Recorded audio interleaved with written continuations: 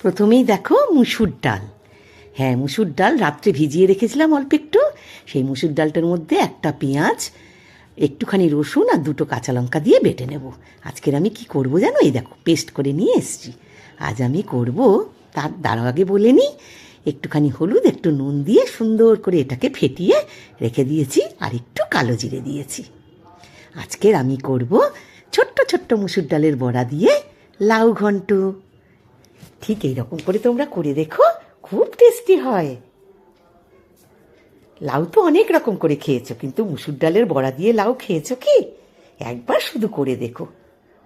প্রথম পাতে না এটা অসাধারণ টেস্টি লাগে খেতে। এই ছোট্ট ছোট্ট করে বড়াগুলো ভেজে নিচ্ছি। মুসুর ডালের বড়া, অন্য ডাল কিন্তু অত বেশি টেস্টি হবে না। মুসুর ডালের বড়াটা দিয়ে যেরকম টেস্টি হবে। লাউটার মধ্যে কোনো পেঁয়াজ রসুন পড়বে না, কিন্তু ওই বড়াটার মধ্যে একটু পেঁয়াজ রসুন কাঁচা লঙ্কা দিলাম। বড়াগুলো সব ভেজে নিচ্ছি।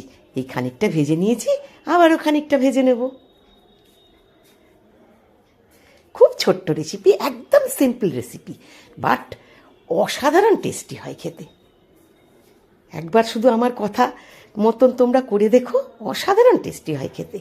মুসুর ডাল দিয়ে লাউয়ের ঘন্ট, একদম সিম্পল রেসিপি। আর এই গরমের মধ্যে লাউ তোমরা তো জানোই খুব উপকারী। লাউ খাওয়া খুব উপকার। সবসময় লাউ এটা সেটা দিয়ে খাচ্ছ, একবার শুধু এই মুসুর ডালের বড়া দিয়ে খেয়ে দেখো। এইবার ওই তেলটার মধ্যে সব বড়াগুলো ভাজা হয়ে গেল। একটু কালো জিরে ফোড়ন দিলাম, না আস্ত জিরে ফোড়ন দিলাম। আস্ত জিরে কালো জিরে একটুখানি মিশিয়ে দিয়েছি। একটু আস্ত জিরে, সামান্য একটু কালো জিরে দিয়েছি ফোড়ন। আস্ত জিরেটাই বেশি। এবার ওই লাউটা যে জিরি করে কেটে রেখেছি, লাউটা দিয়ে দিলাম। একদম জিরি করে কেটে নেবে, পারলে আরও বেশি জিরি করে কেটে নেবে, ঠিক আছে? এবার ভালো করে লাউটাকে খুব ভালো করে এবার এটাকে কষবো। সামান্য একটু আস্ত জিরে, সামান্য একটু কালো জিরে। এবার ওই আদা একটু গ্রেট করে রেখেছি, বাটবে না কিন্তু, গ্রেট করে দেবে।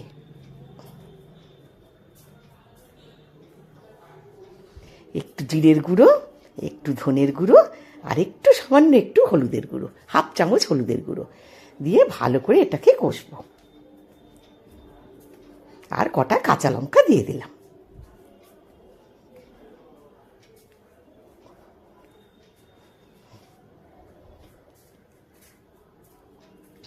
দেখো আস্তে আস্তে জল বেরোচ্ছে।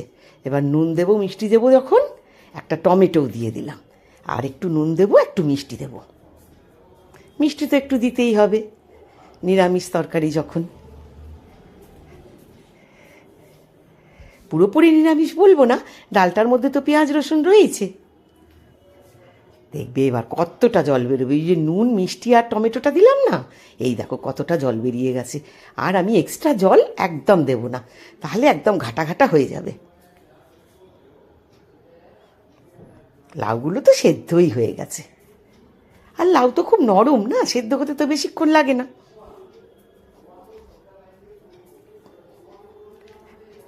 দেখেছ কি সুন্দর,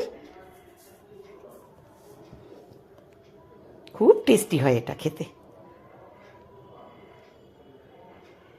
এইবার যখন একটুখানি জলটা টেনে আসবে, তখন এই বড়াগুলো সব দিয়ে দেবো। অল্প অল্প যখন জল থাকবে, ওই বড়াগুলো দিয়ে দিলাম। আর খুব আলতো হাতে নাড়তে হবে, যাতে বড়াগুলো ভেঙে না যায়। আস্তে আস্তে করে আলতো হাতে এটাকে নাড়তে হবে। আর এই জলটা টোটালি একদম শুকিয়ে যাবে, পুরো জলটা শুকিয়ে যাবে।